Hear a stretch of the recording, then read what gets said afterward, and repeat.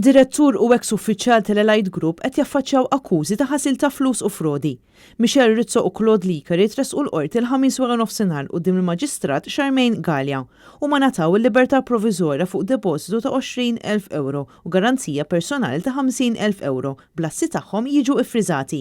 Michel Rizzo, id-Direttur Maniġerjali tal-Allied Newspapers u Claude Licari, ex uffiċjal finanzjarju tal-istess kumpanija, qed jaffaċċjaw akkużi relatati ma' ħasil ta' flus u frodi fost akkużi oħra. L-ammont ta' frodi laħħaq għal madwar 750,000 euro meta dawn xtraw l-istamperija tat-Times of Malta fl-imrieħel mingħand l-ex Chief of Staff ta' Kastilja Keith Kembri.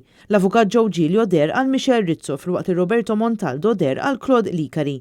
Dawn iż-żewġ persuni tressqu wara l-eluq ta' inkjesta maġisterjali fejn kienu ttieħdu passi kriminali kontra diversi persuni u kumpaniji fl-20 ta' Marzu li għadda, fosthom kontra l-ex Chief of Staff Kastilja Keith Kembri, Brian Tonna u Karl Cini.